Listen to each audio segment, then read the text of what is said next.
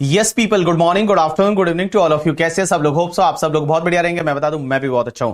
तो चलिए, आज हम रिवाइज करने वाले हैं एक topic, that is residential status and scope of total income. बहुत ही इजी टॉपिक है, बहुत मजा आता है इस टॉपिक में आपको। तो चलिए चालू करते हैं, इस टॉपिक को रिवाइज करते हैं। सबसे पहली चीज यह है कि सर रेसिडेंशियल स्टेटस निकालना क्यों जरूरी है।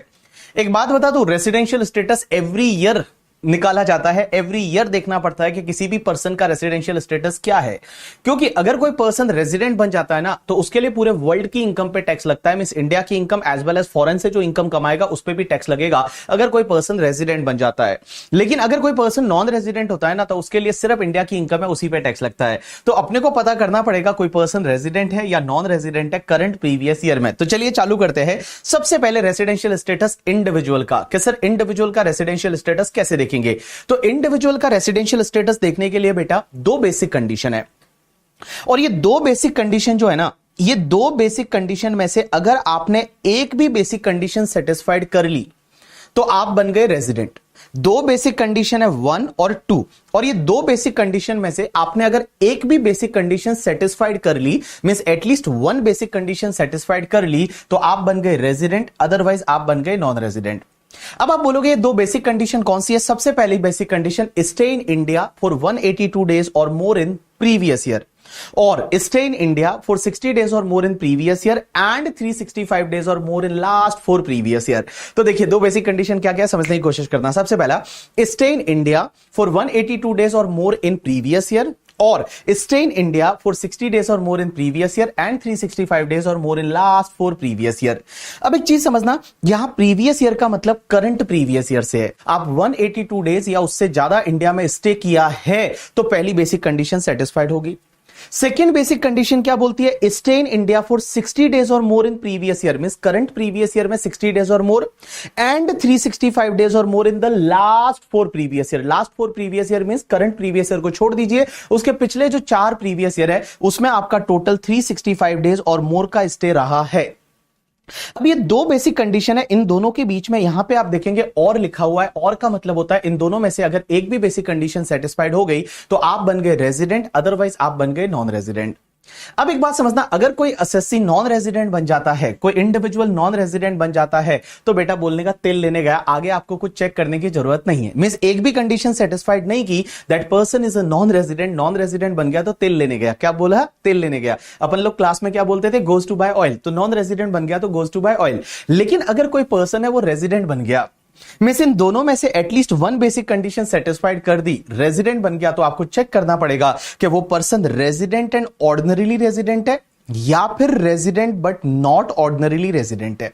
वो individual resident and ordinarily resident है या resident but not ordinarily resident है। तो उसके लिए दो एडिशनल कंडीशन है, 2 एडिशनल कंडीशन। और पहली एडिशनल कंडीशन है रेजिडेंट फॉर 2 प्रीवियस ईयर और more in the last 10 previous year and stay in India for 730 days और more in last 7 previous year. तो 2 एडिशनल कंडीशन है। और एक बात समझना, अगर ये दोनों एडिशनल कंडीशन सेटिस्फाइड कर ली along with at least one basic condition, तो वो बंदा बन जाएगा resident and ordinarily resident, otherwise वो पर्सन बनेगा resident but not ordinarily resident. तो दो एडिशनल कंडीशन कौन सी है? पहली additional condition, resident for the 2 previous year और more in the last 10 previous year and stay in India for 730 days और more in the last 7 previous year. तो ये दोनों एडिशनल कंडीशन के बीच में यहां पे एंड लिखा हुआ है, मींस बोथ एडिशनल कंडीशन वो सेटिस्फाइड करता है at least along with one basic condition, then that person will be treated as a resident and ordinarily resident, otherwise that person will be treated as resident but not ordinarily resident. अब एक और चीज समझना, जब भी आप नंबर ऑफ डेज कैलकुलेट करते हो ना, उसमें ध्यान रखना जिस दिन कोई भी इंडिविजुअल इंडिया में आता है और जिस दिन इंडिया छोड़ के जाता है, वो दोनों दिन इंडिया में माने जाएंगे। जैसे फ्लाइट लैंड किया वो आज के दिन किया तो आज भी इंडिया में माना जाएगा, कल वो पर्सन वापस फ्लाई करके गया इंडिया से तो कल का दिन भी इंडिया में माना जाएगा। तो जिस दिन वो इंडिया में आता है वो दिन भी इंडिया में माना जाएगा, और जिस दिन वो इंडिया से जाता है वो दिन भी इंडिया में माना जाएगा। अब एक चीज समझना, 3 ऐसे एक्सेप्शनल केसेस है जहां पे आपकी ये फर्स्ट बेसिक कंडीशन देखने की जरूरत नहीं है। There are 3 exceptional cases. ओ, मैंने उल्टा बोला, समझना, देयर आर 3 एक्सेप्शनल केसेस, ऐसे 3 एक्सेप्शनल केसेस है जहां पे ये फर्स्ट बेसिक कंडीशन देखनी है बट सेकंड बेसिक कंडीशन देखने की जरूरत नहीं है। ये जो सेकंड बेसिक कंडीशन है, ये सेकंड बेसिक कंडीशन है वो देखने की जरूरत नहीं है। कितने केसेस में? 3 केसेस में। अब आप बोलोगे सर कौन कौन से ऐसे 3 केसेस है उस पे ये सेकंड बेसिक कंडीशन देखने की जरूरत नहीं है? तो देखिए सेकंड बेसिक कंडीशन पे मैंने पट्टी लगा दी, तो सेकंड बेसिक कंडीशन देखना ही नहीं है। देयर आर 3 केसेस, वहां पे ये सेकंड बेसिक कंडीशन देखना ही नहीं है, ओनली फर्स्ट बेसिक कंडीशन देखिए। फर्स्ट बेसिक कंडीशन सेटिस्फाइड हुआ तो रेजिडेंट, अदरवाइज सीधा नॉन रेजिडेंट। सर ये कौन कौन से केसेस है जहां पे ये सेकंड बेसिक कंडीशन जो है ना 60 डेज और more in previous year, 365 days और more in last 4 previous year, वो नहीं देखना। कौन कौन से केसेस में? सबसे पहला, अगर कोई इंडियन सिटीजन है और वो इंडियन सिटीजन इस साल में इंडिया छोड़ के बाहर जा रहा है, किसके लिए? एम्प्लॉयमेंट के लिए। तो कोई इंडियन सिटीजन है, इंडियन सिटीजन मींस भारत का नागरिक है, वो इस साल में इंडिया छोड़ के जा रहा है बाहर, किस लिए जा रहा है? एम्प्लॉयमेंट के लिए इंडिया के बाहर जा रहा है, तो सेकंड बेसिक कंडीशन देखने की जरूरत नहीं है।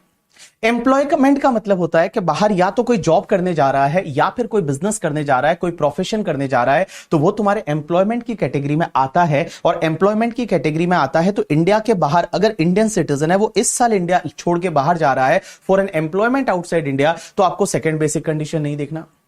दूसरा, अगर कोई इंडियन सिटीजन है, वो क्रू मेंबर है किसी इंडियन शिप का और इस साल इंडिया छोड़ के बाहर जा रहा है, Indian citizen is a crew member. Crew member का मतलब जो शिप के ऊपर जो लोग काम करते हैं उसको क्रू मेंबर बोलते हैं। तो crew member of the Indian ship और वो इंडिया छोड़ के इस साल में बाहर जा रहा है, तो उसके लिए भी ये सेकंड बेसिक कंडीशन देखने की जरूरत नहीं है। तीसरा पॉइंट, अगर कोई इंडियन सिटीजन है या पर्सन ऑफ इंडियन ओरिजिन है। पर्सन ऑफ इंडियन ओरिजिन का मतलब होता है ऐसा पर्सन जिसके पेरेंट्स या ग्रैंड पेरेंट्स में से किसी का जन्म अनडिवाइडेड इंडिया में हुआ था। अनडिवाइडेड इंडिया में बिफोर 1947 इंडिया, पाकिस्तान, बांग्लादेश तीनों मिलके अनडिवाइडेड इंडिया होता है। तो अगर कोई पर्सन, इंडिविजुअल ऐसा है जिसके पेरेंट्स में से किसी का या ग्रैंड पेरेंट्स में से किसी का जन्म अनडिवाइडेड इंडिया में हुआ था, तो उसको पर्सन ऑफ इंडियन ओरिजिन बोलेंगे। इस हिसाब से मैं बता दूं, पाकिस्तान में जितने लोग रहते हैं वो सब पर्सन ऑफ इंडियन ओरिजिन है। बांग्लादेश में जितने लोग रहते हैं वो पर्सन ऑफ इंडियन ओरिजिन है। आपने देखा होगा ऐसे बहुत सारे, इंग्लैंड में लोग रहते हैं, कनाडा में लोग रहते हैं, अमेरिका में लोग रहते हैं, वो इंडियन ओरिजिन है। इंडियन ओरिजिन का मतलब होता है कि उसके पेरेंट्स या ग्रैंड पेरेंट्स में से किसी का जन्म है वो अनडिवाइडेड इंडिया में हुआ था। तो देखिए, मैंने बोला कोई इंडियन सिटीजन है या पर्सन ऑफ इंडियन ओरिजिन है जो इंडिया के बाहर बिजनेस में, एम्प्लॉयमेंट में या प्रोफेशन में एंगेज्ड है, मींस इंडिया के बाहर काम करता है, वो इस साल में इंडिया आ रहे हैं विजिट करने के लिए, और उनकी जो टोटल इनकम है एक्सक्लूडिंग फॉरेन सोर्स का इनकम, मींस इंडिया से जो उनकी इनकम है वो अप टू 15 लाख है, मींस 15 लाख या उससे कम है, तो उस पर्टिकुलर केस में बेटा ये सेकंड बेसिक कंडीशन देखने की जरूरत नहीं है। तो मैं क्या बोल रहा हूं, 3 लोग ऐसे हैं, there are 3 exceptional cases where this second basic condition आपको देखने की जरूरत नहीं है। सेकंड बेसिक कंडीशन पे आपको काटा मारना है। कौन कौन से 3 केसेस? सबसे पहले, Indian citizen leave India during the previous year for an employment outside India. Indian citizen leave India during the previous year as a crew member of the Indian ship. Indian citizen और person of Indian origin comes in India for a visit and उनका जो India से income है वो India से income उनका 15 लाख या उससे कम है, 15 लाख से ज्यादा नहीं है। लेकिन सर एक बात बताइए, यहां थर्ड कंडीशन में आप बोल रहे हैं कि उसका इनकम इंडिया में 15 लाख से ज्यादा नहीं होना चाहिए। अगर 15 लाख से ज्यादा हो गया तो, if it is more than 15 lakh तो क्या होगा? एक बात बताऊं, मोर देन 15 लाख हुआ ना तो बेटा ये सेकंड कंडीशन आपको देखनी पड़ेगी।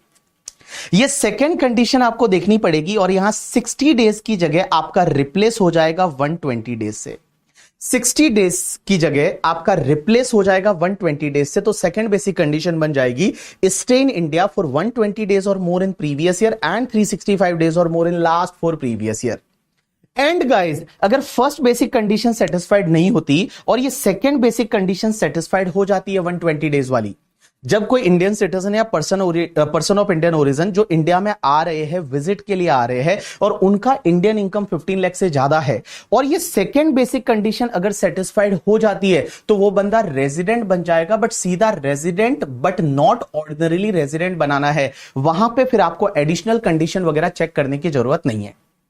मैंने क्या बोला, वापस बोल रहा हूं कि देखिए, अगर कोई इंडियन सिटीजन या पर्सन ऑफ इंडियन ओरिजिन जो इंडिया के बाहर कोई जॉब करता है, बिजनेस करता है, प्रोफेशन करता है, वो इस साल इंडिया में विजिट के लिए आ रहा है और उसका टोटल इनकम अगर 15 लाख या उससे कम है तो उस पर्टिकुलर केस में सेकंड बेसिक कंडीशन देखना ही नहीं है।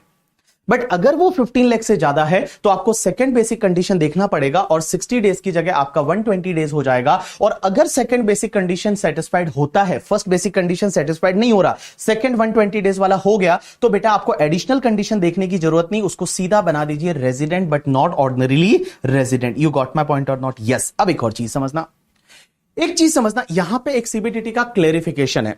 क्लेरिफिकेशन ये है कि अगर कोई भी इंडियन सिटीजन है और वो इंडियन सिटीजन किसी क्रू मेंबर है किसी शिप का। क्रू मेंबर का मतलब होता है कि जो शिप पे काम करते हैं उसको क्रू मेंबर बोलते हैं, और वो शिप इंडिया के बाहर जा रही है। अगर वो शिप इंडिया के बाहर जा रही है, बाहर जाने का मतलब originated from India and destination outside India है, मींस इंडिया के बाहर जा रही है। जैसे मान लो इंडियन मुंबई पोर्ट से कोई शिप है, वो कनाडा जा रही है, यूएसए जा रही है, दैट इज इंडिया से बाहर जा रही है, जिसको अपन फॉरेन बाउंड शिप बोलते हैं।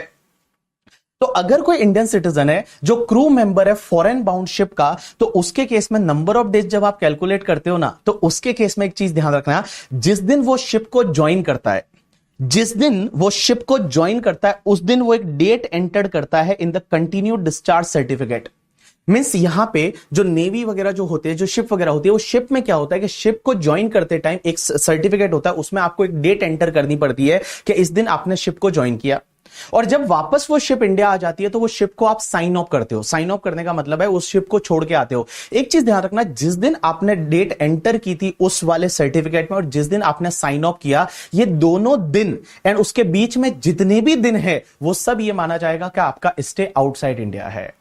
ये माना जाएगा कि ये आपका स्टे आउटसाइड इंडिया है। तो मैंने क्या बोला, समझने की कोशिश करना कि अगर कोई इंडियन सिटीजन है जो कि क्रू मेंबर है किसी भी शिप का, फॉरेन बाउंड शिप का, और उस पर्टिकुलर केस में वो क्या करता है कि जो कंटिन्यूड डिस्चार्ज सर्टिफिकेट है उसमें जो डेट एंटर करता है उस शिप को ज्वाइन करने की, और वापस जब वो शिप आती है तो उसको साइन ऑफ करने की जो डेट एंटर करता है, वो दोनों दिन और उसके बीच में जितने भी दिन है वो ये माना जाएगा कि ये स्टे आउटसाइड इंडिया है। क्या माना जाएगा? Stay outside India. अब एक चीज समझना, एक सेक्शन हुआ करती है सेक्शन 6(1)(a) करके, और 6(1)(a) is related to the deemed resident.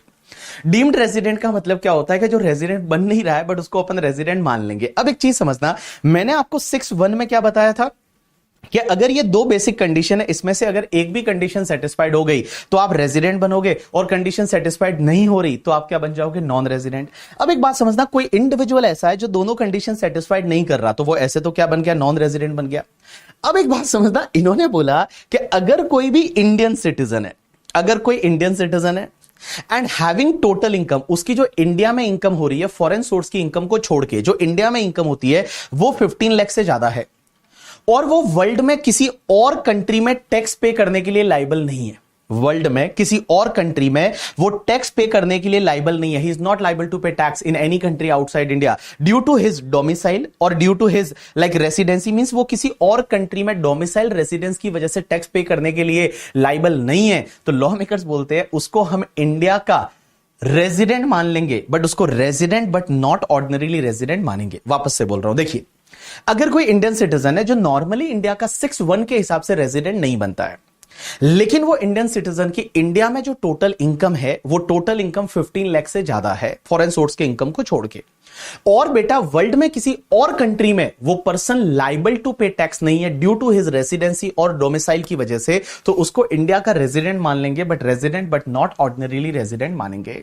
आपको पता रहेगा क्लास में मैंने आपको एग्जांपल दिया था टेक्निकल गुरुजी का, और जो टेक्निकल गुरुजी है गौरव, आई थिंक राइट, तो टेक्निकल गुरुजी है वो दुबई में रहता है, बंदा दुबई में रहता है, बट वो सिटीजनशिप उसके पास अभी भी इंडिया की है। अब एक बात समझिए, वो ऐसे तो नॉन रेजिडेंट बन गया क्योंकि पूरे साल दुबई में रहा, अब वो नॉन रेजिडेंट बन गया बट वो इंडियन सिटीजन है। एक बात समझना, और उसकी मान लो इंडिया से इनकम हो रही है वो 15 लाख से ज्यादा है, इंडिया में उसका कोई बिजनेस वगैरह कुछ भी रहेगा, तो इंडिया से जो इनकम होती है वो अगर 15 लाख से ज्यादा है, एंड गाइस वो पर्सन कहीं पे भी लाइबल टू पे टैक्स नहीं है ड्यू टू हिज रेसिडेंसी और डोमिसाइल, क्योंकि दुबई में टैक्स वगैरह लगता नहीं है, तो उस पर्टिकुलर केस में उसको हम इंडिया का डीम्ड रेजिडेंट मान लेंगे, बट वो resident but not ordinarily resident माना जाएगा। You got my point or not? Yes.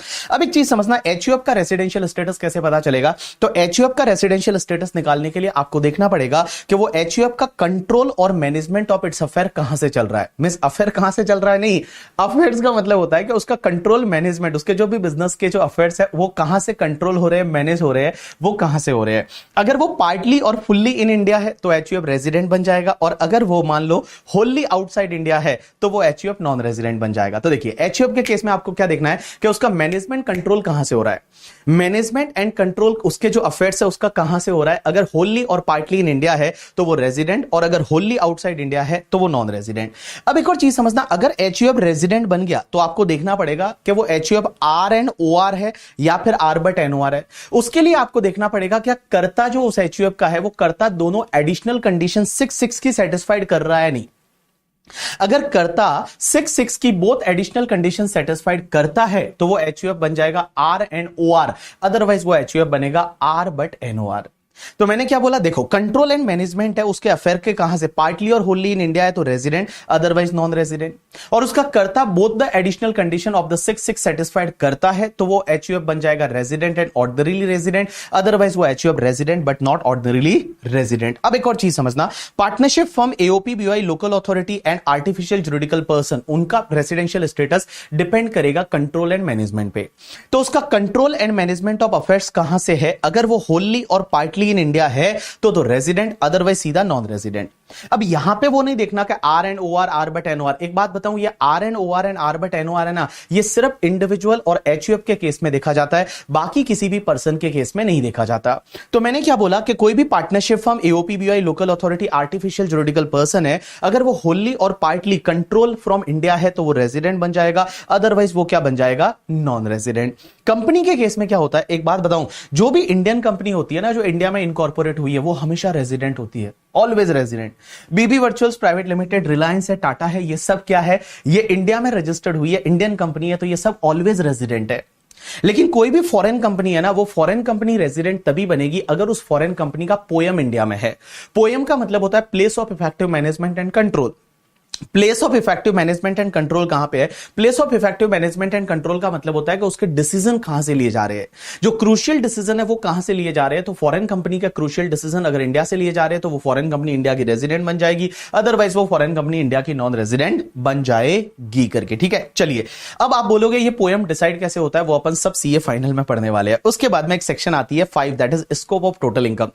एक बात बताऊं, इनकम दो तरह की होती है, एक होती है इंडियन इनकम और एक होती है फॉरेन इनकम। अब आप बोलोगे इंडियन इनकम किसको बोलते हैं, तो इंडियन इनकम का मतलब होता है ऐसी इनकम जो या तो इंडिया में अक्रूड हुई है या फिर इंडिया में रिसीव हुई है, या तो इंडिया में अक्रूड हुई है या इंडिया में रिसीव हुई है, उसको बोलेंगे इंडियन इनकम। और फॉरेन इनकम किसको बोलेंगे, कि जो अक्रूड भी आउटसाइड इंडिया हुई है और रिसीव्ड भी आउटसाइड इंडिया हुई है, उसको अपन बोलेंगे फॉरेन इनकम।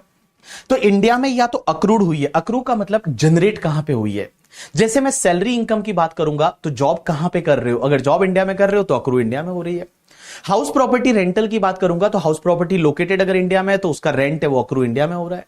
अगर बिजनेस एंड प्रोफेशन इंडिया में है तो इसका जो अक्रू हो रहा है इनकम वो इंडिया से हो रहा है। कैपिटल असेट अगर इंडिया में लोकेटेड है तो कैपिटल असेट को बेचने से जो प्रॉफिट होगा, कैपिटल असेट अगर इंडिया में है तो उसका income capital gain accrue India में हो रहा है। अगर आपकी अदर सोर्सेज की इनकम है, जैसे मान लो इंडियन कंपनी से डिविडेंड मिला, या मान लो इंडियन बैंक है, इंडिया में जो बैंक है उससे इंटरेस्ट मिला, तो वो अक्रू कहां हो रहा है, इंडिया में हो रहा है। तो दैट इज कॉल्ड अक्रू। और जनरेटेड या उसका सोर्स कहां पे है, अगर मान लो सोर्स इंडिया से है तो वो इंडियन इनकम है, या फिर मान लो सोर्स इंडिया से नहीं है लेकिन वो रिसीव्ड इंडिया में हुई है, मतलब पहली बार वो पैसा मिला कहां पे है। अगर वो पैसा मिला कहां पे है तो वो रिसीव्ड अगर इंडिया में है तो वो इंडियन इनकम है। एक बात समझना, मैं गया यहां से दुबई इंस्टीट्यूट के लिए लेक्चर लेने के लिए, दुबई में मैंने लेक्चर लिया, उसके बाद मैं मुंबई आया और मुंबई में मुझे पैसा मिला। देखो ये जो इनकम हुई वो अक्रू तो दुबई में हुई थी, because I have perform my service in the Dubai, but मुझे पैसा अगर मुंबई में मिला तो रिसीव्ड इन इंडिया हुई, और रिसीव्ड इन इंडिया हुई तो ये इंडियन इनकम हो जाएगी। तो इंडियन इनकम किसको बोलते हैं, या तो जो अक्रू और अराइज इन इंडिया हुई है या फिर जो रिसीव्ड इन इंडिया हुई है। इन दोनों में से एक भी चीज अगर इंडिया में हुई तो वो तुम्हारी इंडियन इनकम हो जाएगी। और फॉरेन इनकम किसको बोलेंगे, जो इंडिया के बाहर अक्रू हुई है और बाहर ही रिसीव हुई है, बाहर ही अक्रू हुई है एंड बाहर ही रिसीव हुई है, उसको अपन फॉरेन इनकम बोलेंगे। अब एक चीज समझना, कौन से पर्सन के लिए कौन सी इनकम टैक्सेबल होती है। तो एक चीज ध्यान रखना, सबसे पहली चीज, अगर कोई person resident and ordinarily resident होता है, resident but not ordinarily resident होता है, या नॉन रेजिडेंट होता है, इंडियन इनकम जो होती है ना वो सबके लिए टैक्सेबल है।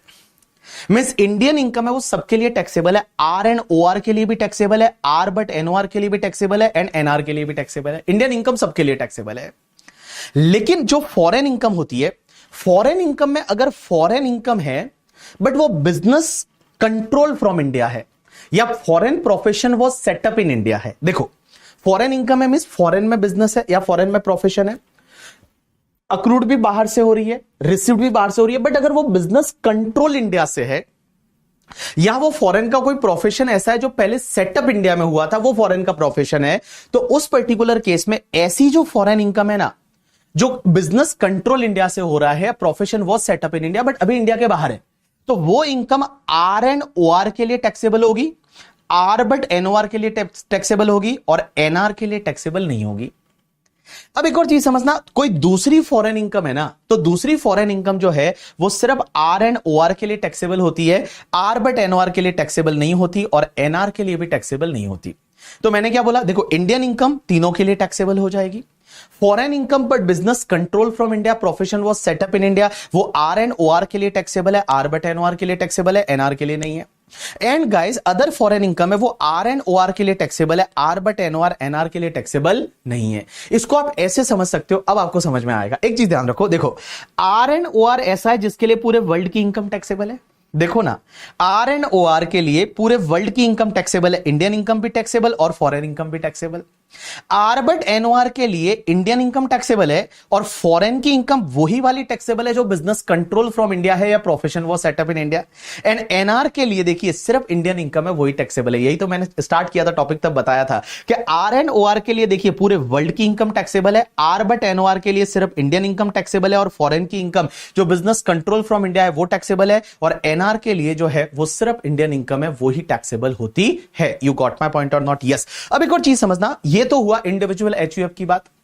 अदर एसएससी के केस में क्या होगा, तो अदर एसएससी के केस में आप रेजिडेंट बनते हो तो पूरे वर्ल्ड की इनकम टैक्सेबल है, नॉन रेजिडेंट हो तो सिर्फ इंडिया की इनकम है वो ही आपके लिए टैक्सेबल होती है। अब एक और चीज समझना, इनकम का मतलब होता है आपका, जो इनकम का मतलब इन कैश भी हो सकता है, इन काइंड भी हो सकता है। एक और चीज समझना, बहुत बार ऐसा होता है कि इंडिया के बाहर आपने इनकम कमा ली और उसके बाद उस पैसे को आप रेमिट करते हो इंडिया में, तो इंडिया में रेमिटेंस का मतलब क्या, ये रिसीव्ड इन इंडिया है? Answer is no, remittance is not called received in India, ये टैक्सेबल नहीं होगा। जैसे मान लो दुबई में कोई रिलेटिव है, वो वहां पे काम करता है, वहीं पे पैसा उसको अर्न करता है, वहीं पैसा मिलता है, उसके बाद वो अपनी वाइफ को इंडिया में पैसा भेजता है, तो उस पर्टिकुलर केस में ये रिसीव्ड इन इंडिया नहीं है, ये रेमिटेंस है, और रेमिटेंस है वो टैक्सेबल नहीं होगा। एज वेल एज बहुत बार एग्जामिनर आपको ऐसा देगा कि पुराना कोई अनटैक्स प्रॉफिट है जो पहले का है, 10 साल पहले का, वो अब आप इंडिया में लेके आए, तो क्या अभी इंडिया में टैक्सेबल करना है? Answer is no. उस पे टैक्स उस ईयर में लगना चाहिए था जिस ईयर का वो इनकम था, अब उस ईयर में क्यों नहीं लगा? हो सकता है उस ईयर में कोई ऐसा लॉ रहे जिसके हिसाब से टैक्स नहीं लगता हो, तो अभी आपको उसको टैक्सेबल करने की जरूरत नहीं है।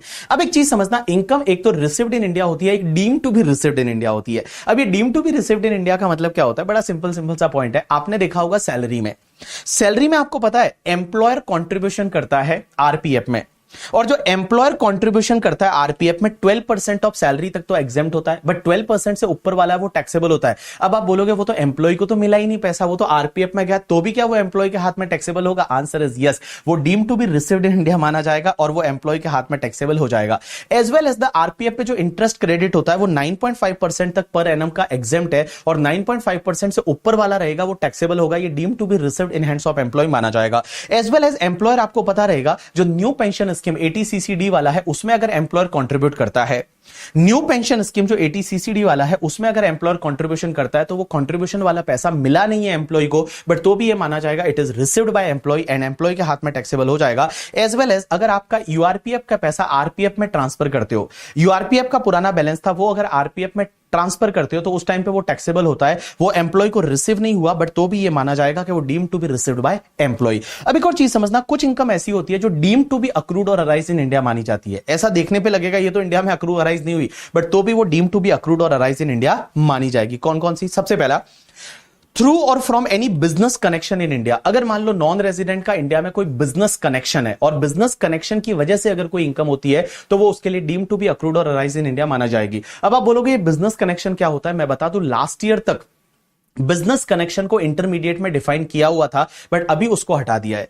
अभी आपके सिलेबस में, न्यू सिलेबस में बिजनेस कनेक्शन का जो डेफिनेशन है वो हटा दिया है। बट बिजनेस कनेक्शन होता क्या था कि अगर कोई फॉरेनर है, वो क्या करता है, इंडिया में किसी एजेंट को अपॉइंट करता है, और एजेंट क्या करता है, उस नॉन रेजिडेंट के बिहाफ पे इंडिया में अगर कोई ऑर्डर सिक्योर करता है, या उसके बिहाफ पे कोई कॉन्ट्रैक्ट कंक्लूड करता है, या उसका स्टॉक रखता है और उसके कहने अनुसार उस स्टॉक की डिलीवरी करता है इंडिया में, तो वो बिजनेस कनेक्शन बन जाता था। और नॉन रेजिडेंट का उस बिजनेस कनेक्शन की वजह से कोई इनकम होता था, तो वो deem to be accrued or arise in India माना जाता था। बट आपको सिर्फ इतना याद रखना है कि नॉन रेजिडेंट का अगर इंडिया में बिजनेस कनेक्शन है, बिजनेस कनेक्शन की वजह से कोई इनकम होता है, तो वो deem to be accrued or arise in India माना जाएगा। या फिर अगर कोई प्रॉपर्टी इंडिया में है, या फिर इंडिया में कोई एसेट है, या इंडिया में कोई सोर्स है, या इंडिया में कोई कैपिटल एसेट सिचुएटेड थी और उसको ट्रांसफर कर देते हैं, तो उससे जो इनकम होगा वो deem to be accrued or arise in India माना जाएगा। जैसे फॉर एन एग्जांपल मान लो डेविड वार्नर है, वो फॉरेन का बंदा है, बट इंडिया में उसका एक प्रॉपर्टी है, एक हाउस प्रॉपर्टी है, ठीक है, और हाउस प्रॉपर्टी का रेंट आ रहा है, या उसने घर बेच दिया, कैपिटल गेन है, तो ये deem to be accrued or arise in India माना जाएगा। इंडिया में उस पर टैक्स लगेगा। लेकिन एक चीज समझना, 4 इनकम ऐसी है जो ये माना जाएगा कि ये बिजनेस कनेक्शन नहीं है इंडिया में। 4 इनकम ऐसी है जो बिजनेस कनेक्शन नहीं माना जाएगा, means it is not treated as business connection. सबसे पहला केस, अगर मान लो कोई नॉन रेजिडेंट है, उसने इंडिया में किसी पर्सन को भेजा, और वो पर्सन इंडिया में क्या करता है, गुड्स को परचेज करता है, गुड्स को परचेज करता है और उसको वापस एक्सपोर्ट कर देता है, तो ये माना जाएगा उस नॉन रेजिडेंट का इंडिया में बिजनेस कनेक्शन नहीं है। एग्जांपल के लिए मान लो फॉरेन का कोई बंदा है, सैम करके, यूएसए का, उसने इंडिया में एक एजेंट अपॉइंट किया, वो क्या करता है, यहां से मान लो चावल है, गेहूं है, वो खरीदता है, और खरीदने के बाद उसको एक्सपोर्ट कर देता है, तो ये माना नहीं जाएगा कि सैम का इंडिया में बिजनेस कनेक्शन है। नो बाबा, this is not treated as business connection. दूसरी चीज, अगर मान लो कोई भी फॉरेनर है, वो इंडिया में मूवी की शूटिंग पे आता है, और मूवी की शूटिंग के लिए आता है, सिनेमेटोग्राफ फिल्म शूट करता है, और वो शूटिंग करके और वो मूवी बना के चले जाते हैं, तो ये नहीं माना जाएगा कि ये बिजनेस कनेक्शन इंडिया में बन गया और मूवी का जितना भी इनकम है वो इंडिया में अक्रू हुआ, ऐसा माना जाएगा। No, it will not be treated as a income accrued or arise in India करके, मींस बिजनेस कनेक्शन नहीं माना जाएगा। अब एक चीज समझना, उसमें कंडीशन है कि अगर वो नॉन रेजिडेंट इंडिविजुअल है, तो नॉन रेजिडेंट के साथ साथ नॉन सिटीजन भी होना चाहिए। अगर वो नॉन रेजिडेंट पार्टनरशिप फर्म है, तो उसके जितने भी पार्टनर है वो partner non resident non Indian citizen होने चाहिए। अगर वो कंपनी है, तो कंपनी के जितने भी शेयर होल्डर है, वो share holder non Indian citizen, non resident and non Indian citizen होने चाहिए। अगर ये सब कंडीशन सेटिस्फाइड होती है, तो उस पर्टिकुलर केस में मूवी शूटिंग का मतलब इंडिया में बिजनेस कनेक्शन नहीं बनेगा।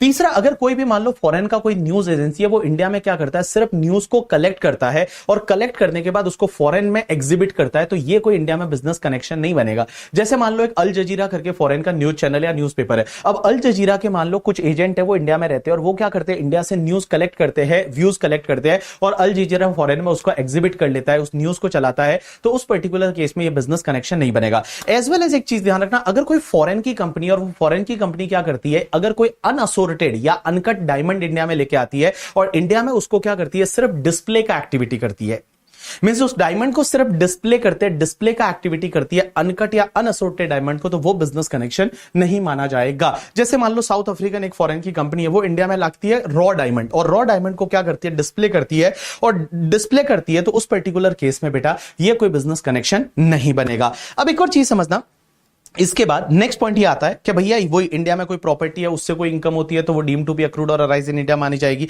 या इंडिया में कोई भी असेट है, वो आप ट्रांसफर करते हो, भले उसके डॉक्यूमेंट इंडिया में रजिस्टर्ड हुए हैं या नहीं, उससे कोई फर्क नहीं पड़ता, वो तुम्हारी deem to be accrued or arise in India माना जाएगा करके, ठीक है। अब एक और चीज समझना, नेक्स्ट पॉइंट बोलता है कि salary income for the service rendered in India, whether such income before और after service rendered like gratuity, pension, profit in lieu of salary.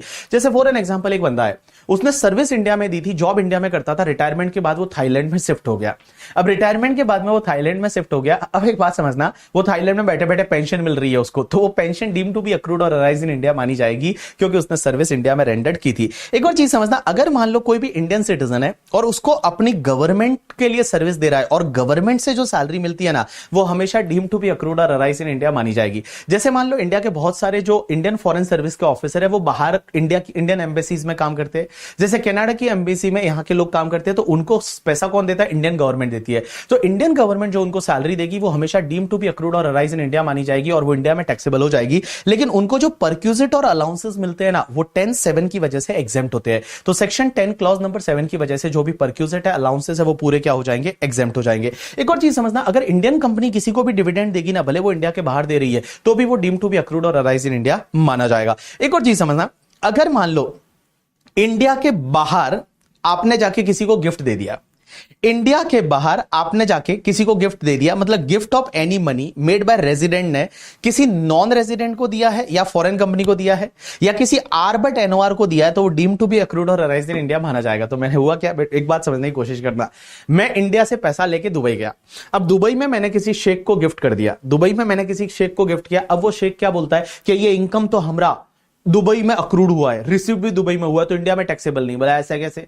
तो अगर मान लो कोई रेजिडेंट पर्सन है, उसने इंडिया के बाहर जाके किसी नॉन रेजिडेंट फॉरेन कंपनी को या किसी आर बट एनओआर को गिफ्ट दिया पैसा, तो वो भी उस पर्सन रिसीवर के लिए डीम टू बी अक्रूड और अराइज्ड इन इंडिया माना जाएगा, और सेक्शन 56(2)(10) की वजह से वो आईएफओएस में टैक्सेबल हो जाएगा करके। अब एक और चीज समझना, नेक्स्ट पॉइंट आता है, ये बड़ा इंटरेस्टिंग है करके, ठीक है। ये नेक्स्ट पॉइंट आता है and this is the last point and this is very interesting point, इस पे आप ध्यान देने की कोशिश करना। ये क्या बोलता है कि अगर कोई नॉन रेजिडेंट है, यहां पे मैं इसका फोटो बनाता हूं, समझने की कोशिश करता कि अगर कोई नॉन रेजिडेंट है, ये नॉन रेजिडेंट है और ये नॉन रेजिडेंट ने लोन दिया अपनी गवर्नमेंट को, या तो गवर्नमेंट को, गवर्नमेंट का मतलब अपनी government, central government, state government, कोई भी हो सकती है, गवर्नमेंट को, और इस गवर्नमेंट से अगर इस नॉन रेजिडेंट को इंटरेस्ट मिलता है ना, तो वो interest deem to be accrued or arise in India माना जाएगा। मैंने क्या बोला कि एक नॉन रेजिडेंट ने अपनी गवर्नमेंट को लोन दिया और उस लोन पे अगर इंटरेस्ट मिलता है तो इस नॉन रेजिडेंट को वो deem to be accrued or arise in India माना जाएगा और वो टैक्सेबल हो जाएगा। दूसरा, अगर इस नॉन रेजिडेंट ने मान लो किसी रेजिडेंट पर्सन को लोन दिया, किसी रेजिडेंट पर्सन को लोन दिया और वो रेजिडेंट पर्सन ने अगर इस नॉन रेजिडेंट को इंटरेस्ट दिया, तो वो deem to be accrued or arise in India माना जाएगा। मींस नॉन रेजिडेंट ने किसी रेजिडेंट को लोन दिया और वो रेजिडेंट ने उसको जो इंटरेस्ट दिया वो deem to be accrued or arise in India माना जाएगा। अब एक और चीज समझना, एक और चीज समझना, इन्होंने बोला यहां पे इसका एक एक्सेप्शन है। एक्सेप्शन यह है कि इस रेजिडेंट ने वो पैसा लेके इंडिया के बाहर के किसी बिजनेस में लगाया है या इंडिया के बाहर किसी सोर्स का इनकम कमाने के लिए लगाया है, तो फिर इस नॉन रेजिडेंट के लिए वो deem to be accrued or arise in India नहीं माना जाएगा। एक एग्जांपल लेते हैं, जैसे मान लो एक यूएसए का बंदा है जिसका नाम है लोबो, एक एनआर है जिसका नाम है लोबो और वो यूएसए का है। उसने मान लो अपनी गवर्नमेंट को लोन दिया, गवर्नमेंट से इंटरेस्ट मिला, deem to be accrued or arise in India. अगर लोबो ने किसी रेजिडेंट पर्सन को लोन दिया, रेजिडेंट पर्सन का नाम है, एग्जांपल के लिए लेते हैं बीबी सर, मैं रेजिडेंट पर्सन हूं, मुझे लोन दिया और मैंने उसको इंटरेस्ट दिया, तो वो deem to be accrued or arise in India माना जाएगा लोबो के लिए और वो टैक्सेबल होगा। लेकिन अगर मैंने उस पैसे को, बीबी सर ने उस पैसे को इंडिया के बाहर के किसी बिजनेस में यूज किया है या इंडिया के बाहर किसी सोर्स का इनकम कमाने के लिए यूज किया है, तो फिर लोबो के लिए वो deem to be accrued or arise in India नहीं माना जाएगा।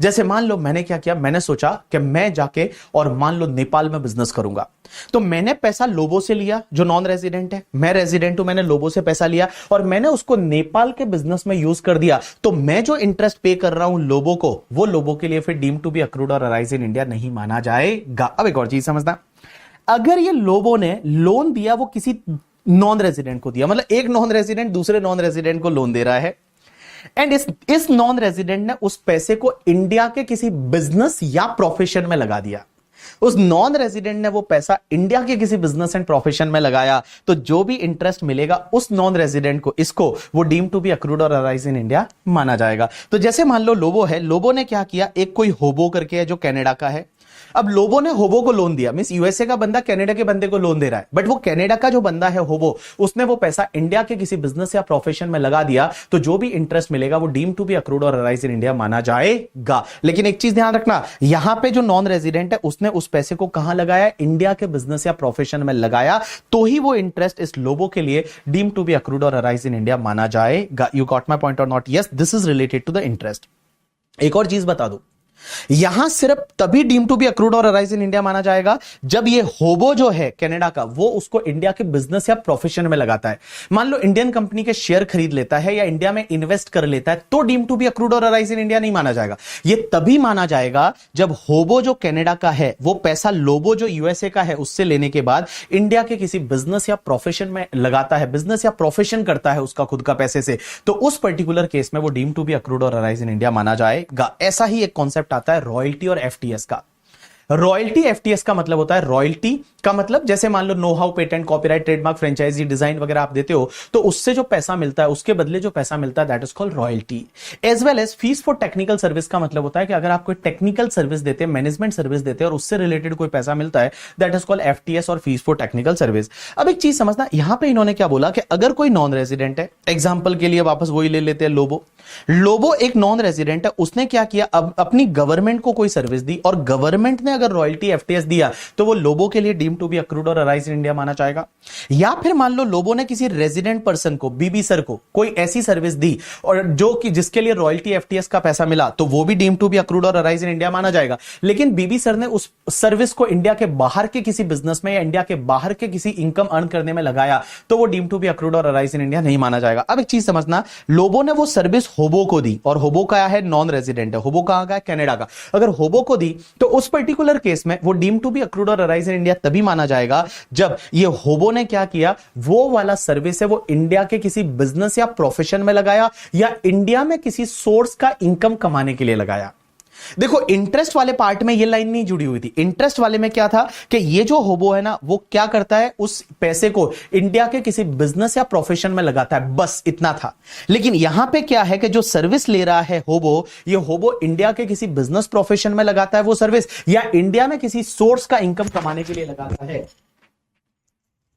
इंडिया में किसी सोर्स का इनकम कमाने के लिए लगाता है, तो वो deem to be accrued or arise in India माना जाएगा करके। ठीक है, तो देखो इन जो इंटरेस्ट है और रॉयल्टी एफटीएस है, उसमें छोटा सा फर्क ये है कि इंटरेस्ट वाले में क्या था कि ये दूसरा जो नॉन रेजिडेंट होबो है, वो इंडिया के किसी बिजनेस या प्रोफेशन में वो पैसा लगाता है, सिर्फ इतना लिखा हुआ था। और यहां पे क्या लिखा हुआ है कि इंडिया के किसी बिजनेस या प्रोफेशन में लगाता है या इंडिया में किसी सोर्स का इनकम कमाने के लिए लगाता है, तो वो deem to be accrued or arise in India माना जाएगा। So guys, this is the completion of your topic residential status and scope of total income. तो ये टॉपिक को कंप्लीट करने के लिए मुझे 35 मिनट्स का टाइम लगा और ये 35 मिनट्स में अपन ने आराम से इस टॉपिक को रिवाइज किया। इसको आपको कम से कम रिवाइज कितनी बार करना पड़ेगा पता है?